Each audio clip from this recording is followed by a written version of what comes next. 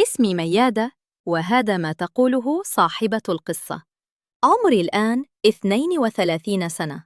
لم أتخيل أبداً في حياتي أن الأمور مع زوجي ستصل إلى ما وصلت إليه. لم أعتقد أبداً أن شخصاً ما يمكن أن تكون لديه أفكار غريبة أو تصرفات عجيبة إلى هذا الحد، حتى بدأت أعيش معه. بمرور الوقت شعرت أنه تغير تماماً. أصبح مثل شخص غريب لم أعرفه من قبل. تزوجت وعمري 14 سنة فقط. السبب الرئيسي هو أن والدي كان يخبرني دائماً كم أن هذا الرجل غني، وأنه وحيد ولا أحد له، ولن يضايقني أحد. باختصار، وعدوني بحياة مثل حياة سلطانة. لا أستطيع القول إني تزوجته عن حب أو حتى إعجاب. كان مجرد عريس مناسب. في البداية رفضت، لكن خالاتي وعماتي وأعمامي ووالدي ووالدتي استطاعوا إقناعي بالعقل والمنطق، كما أنهم ضمنوا حقوقي جيداً. تأكدوا من أنني سأصل للسن القانوني قبل توقيع عقد الزواج الرسمي. وعدوا بحماية قيمتي ومستقبلي. ثم بدأت الأمور تتسارع. بدأنا التحضيرات للخطوبة والزفاف خلال شهر، بالضبط بعد 8 أشهر من الاتفاق الأول. ولأن وضعه المالي ممتاز، كانت شقته مفروشة بالكامل ومتكاملة. كان مخطوباً مرة قبلي، لكن الخطوبة فسخت قبل الزفاف بشهور قليلة. والداي اشتروا لي كل احتياجاتي دفعة واحدة، ودفعوا مبلغاً كبيراً، وعملوا لي زفافاً كبيراً، وهكذا تزوجنا. في أول ليلة لاحظت أنه شخص فظ ومتسرع. لم يكن يفعل أي شيء بشكل جيد، لكنني كنت صغيرة جداً لفهم أي شيء. بالنسبة لي، هو فقط أخذني بينما كنت لا أزال ألعب في الشارع مع أصدقائي. كنت أحب الخروج واللعب. لم أكن أعرف حتى معنى الزواج الحقيقي. كنت أظنه مجرد شيء يسبب السعادة، إعادة تشويق. لكن الذي حدث بعد 6 أشهر من الزفاف سيغير كل شيء. وما زلت لم أكمل 15 بعد. بعد 6 أشهر بالضبط من الزواج، ولم أكن قد أكملت 15 بعد، بدأ يضغط علي لزيارة الطبيب، لأنه يريد أطفالاً. جسدي كان لا يزال ضعيفاً، ولم يكتمل نموه بعد، لكننا ذهبنا مع ذلك. الطبيب أكد أنني ضعيفة، ووصف لي علاجات ومنشطات كثيرة حتى أستطيع الحمل. لا أبالغ حين أقول إنه لم يمر شهر دون زيارة طبيب لأخذ أدوية جديدة. أطباء مختلفون، لأن واحداً لم ينجح ثم آخر. قد لا تصدقوني، لكن كل ما أحكيه لكم حدث بالفعل. استمررنا على هذا الحال عدة سنوات، لكن خلال هذه السنوات ظهرت فيه أشياء كثيرة وتغير. أولاً، معاملته لي أصبحت سيئة. كلما جاء من العمل واكتشف أنني لست حاملاً، كان يعاملني بقسوة. كان لا ينظر حتى إلى وجهي. يبقى في غرفة وأنا في غرفة. خناقات مستمرة وعصبية وغضب. بكيت كثيراً. حالتي النفسية كانت سيئة جداً. ثم تطورت الأمور. كلما أراد مني شيئاً، حتى لو كان قد أغضبني، كان لا يحاول الصلح. كان يشدني بعنف ويتعامل معي بطريقة أكرهها. بعد ذلك يتصرف وكأن شيئاً لم يحدث، وكأنني غير موجودة أو لا أستحق الاحترام. سلوكه كان يزداد سوءاً. كل هذا حدث في 3 سنوات فقط، بدون أطفال. لكنها كانت أصعب 3 سنوات في حياتي. أراني فيها جوانب قبيحة جداً. قد تسألونني: لماذا لم تتركيه؟ لماذا لم تطلبي الطلاق؟ هذا ما فكرت فيه بالضبط، مرات عديدة. فكرت في الانفصال عنه ربما 10 مرات. كل مرة يغضبني كنت أشعر أنني وصلت لحدي. كنت أشتكي لوالدي ووالدتي وخالاتي وعائلتي كلها. كنت أتوسل إليهم أن يخلصوني من هذا الرجل. أحياناً كان يضربني. أحياناً كان يعاملني بطريقة بشعة دون أن يقول حتى آسف. بدأت أسأل نفسي: هل هذه هي الحياة حقاً؟ هل هذا هو الغنى والرفاهية والدلع؟ كنت أفضل لو بقيت ألعب في الشارع. إعادة تشويق. ثم في يوم ما بعد 3 سنوات حدثت مشاجرة كبيرة، واتخذت قراري أخيراً. لكن الحياة كانت تخفي لي مفاجأة صادمة. بعد 3 سنوات من المعاناة حدث بيننا خلاف كبير. الأمور تصاعدت بسرعة، تخانقنا، وذهبت للنوم وأنا زعلانة. لاحقاً بدون أي كلام أو سلام فعل بي ما يريد دون أن يسألني، ثم تصرف وكأنني غير موجودة. شعرت بالاشمئزاز. في اليوم التالي قررت أن كفاية. أخذت أغراضي وخرجت. كنت مصممة على الانفصال عنه. كان شخصاً غير متحضر ولا يطاق. لا امرأة تريد البقاء مع رجل مثله. بقيت عند أهلي حوالي 30 يوماً. أخيراً اقتنعت عائلتي أنني لا يجب أن أعود له. وقفوا بجانبي وبدأوا مساعدتي. لكن بعدها حدث ما لم أتوقعه أبداً. بدأت أشعر بتعب، مجرد إرهاق خفيف. والدتي ظنت أنه من التوتر والحزن، لكن لما استمر التعب أصرت على إحضار اختبار حمل. ضحكت عليها. قلت: كيف؟ ليس لدي أي أعراض حمل. ورغم ذلك، لأنني كنت قد أخذت أدوية منشطة كثيرة طوال السنوات، أخذتني والدتي للطبيب تحسباً. عندما وصلنا وفحصني الطبيب، فاجأنا بخبر صادم: أنتِ حامل في شهرين. لم أستطع التصديق. أنا ووالدتي كنا في صدمة. متى؟ كيف؟ أرانا الطبيب يدي ورجل الطفل على السونار. كنا نطير من الفرح. على الفور اتصلت والدتي بزوجي. المسافة بينه وبيننا كانت حوالي ساعة وربع، لكنه وصل في 15 دقيقة فقط، وكأنه طار. كان فرحاً جداً.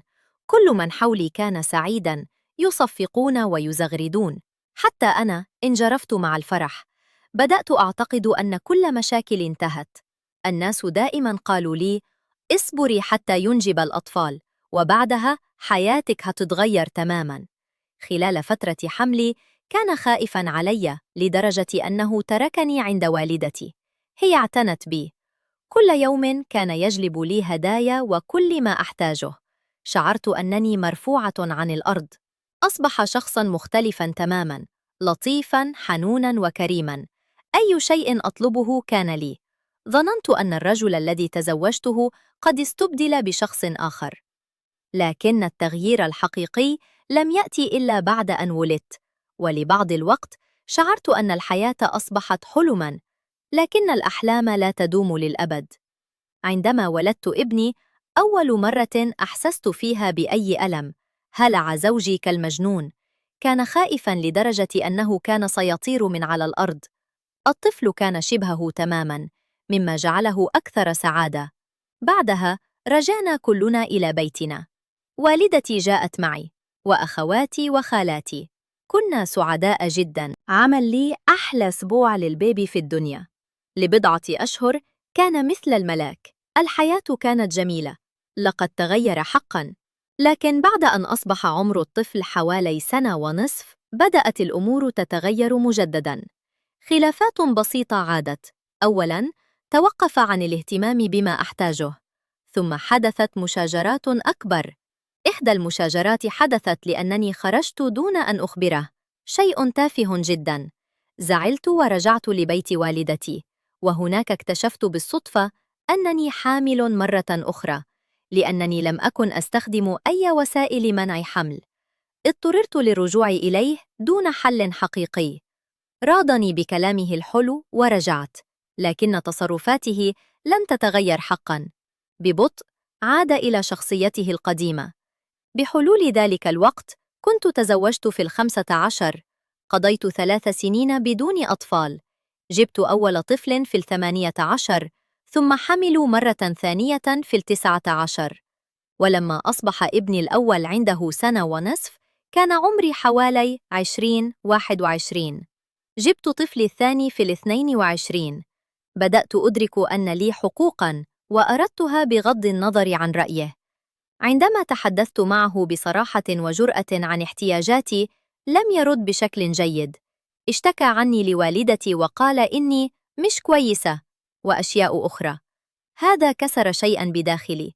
هو لم يقدرني ولم يفهمني، فحلفت أن أعيش لنفسي من ذلك الوقت. بدأت أستخدم تليفوني بحرية، ألبس ملابس جديدة كل يوم، أسوي تسريحات شعري، وأعمل أي شيء يسعدني. توقفت عن الاهتمام به لمدة سنة تقريباً. عشت هكذا، كنت أسعد من أي وقت مضى، سواء كان موجوداً أو لا، لم يعد يهم. كنت لا أقضي معه وقتاً تقريباً. تركيزي كان على أولادي وراحتي وسعادتي. ثم في يوم ما عطب تليفونه وطلب يستعير تليفوني. أول ما فتح النت بدأت رسائلي توصل. رأى سيلاً من الرسائل من أشخاص آخرين.